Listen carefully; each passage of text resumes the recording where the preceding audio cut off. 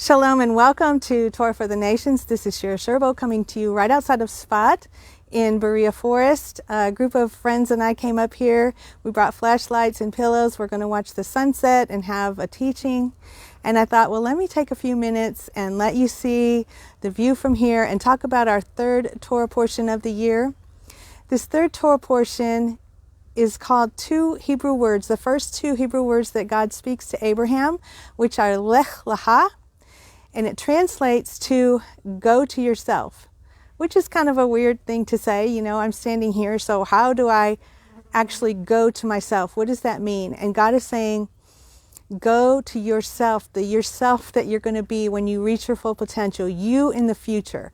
How are you going to go to yourself? He tells Abraham he has to leave his land, his birthplace, his father's house. If you remember the story of Abraham, he lives in a society that's filled with idol worshipers. So God tells him, well, I'm taking you on a journey. He doesn't say exactly where he's going, but he says, this is what you have to leave behind.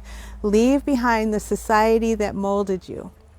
So he doesn't always tell us to leave the country. Like I was in a class yesterday, and one of the mothers shared a praise report. We've all been praying for her son. He's asked for prayers, and he is 8 months sober, and he's going to the 12-step Alcoholics Anonymous in Jerusalem. And he's doing very well, and it's like he's doing his lech lecha.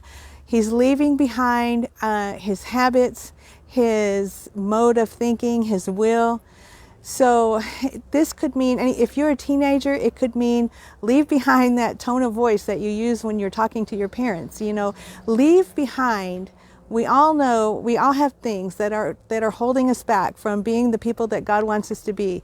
The bondage that we're in. It's so easy to get in your comfort zone, and it's very hard. But we need to ask God to help us make the changes we need to make, to do that lech lecha, to go to ourselves, to be able to leave where we're at. Think of a wonderful, beautiful smelling bottle of perfume, but it's in the box and it's all wrapped up. And what good is it doing there? It's not blessing anyone. It's not reaching its potential. It's not doing what it's made to do until it leaves that box, leaves that. It's so limited in there. What can it really do? So it comes out and sprays, and we all smell this beautiful scent. So when we all do our lech lecha, when we go to our future self and we become who we're supposed to be, when we do what we're made to do, what God has for us, then we're not only a blessing to ourselves, but we're a blessing to everyone around us. And when Abraham took his journey of faith, his whole future generations were affected by what he did. And so this is a lifelong process for all of us. If we're stuck in our comfort zone, let us merit the strength to make the changes that we need to make wise decisions, and to become the people that God wants us to be. All right. Shalom from Israel. Isn't that beautiful? Look. Okay. Bye for now.